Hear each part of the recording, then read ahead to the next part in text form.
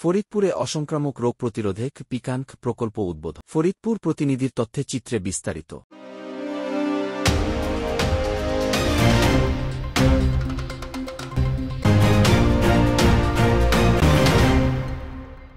অসংক্রামক রোগের প্রকোপ বেড়ে যাওয়ায় স্বাস্থ্য গবেষণায় 5টি রোগের প্রতিরোধ বিষয়ক ব্যবস্থা গ্রহণের জন্য 3 বছর মেয়াদী PICAN participatory engagement for city communities against NCD risk in Bangladesh and Nepal প্রকল্পের উদ্বোধন করা হয়।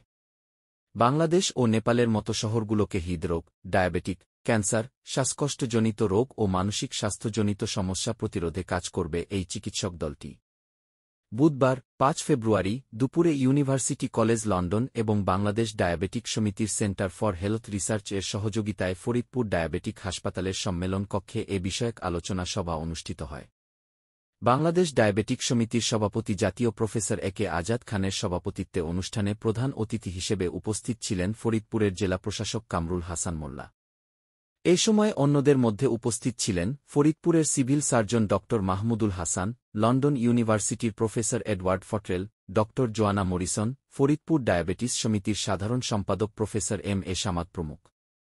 সভায় ফরিদপুরের বিভিন্ন শ্রেণী পেশার গণ্যমান্য ব্যক্তিবর্গ ছাড়াও সরকারের উচ্চ পর্যায়ের কর্মকর্তারা উপস্থিত ছিলেন।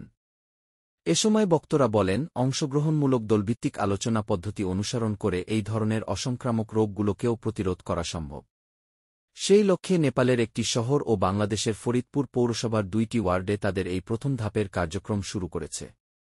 এছাড়াও সামাজিক রীতিনীতি, জেন্ডার প্রথা, জীবনযাপন ও আবাসন, স্বাস্থ্যনীতি ও বাজার ব্যবস্থাপনাকে মাথায় রেখে অসংক্রামক রোগের ঝুঁকি কমানোর কাজ করবে তারা।